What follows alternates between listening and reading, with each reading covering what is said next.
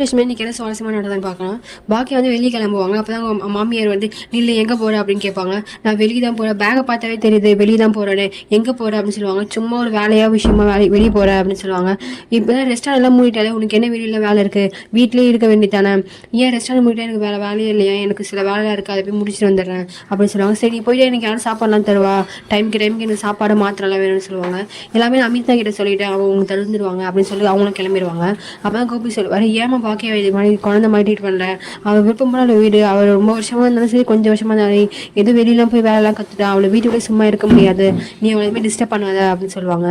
அப்பதான் அவங்க சொல்லுவாங்க, சின்ன குழந்தைய கூட நம்பி வெளியே விட்டுடலாம், ஆனால் இந்த பாக்கியா வந்து அவள் வெளியே விட முடியாது, அவள் கண்காணிச்சிக்கிட்டே இருக்கணும் அப்படின்னு சொல்லுவாங்க.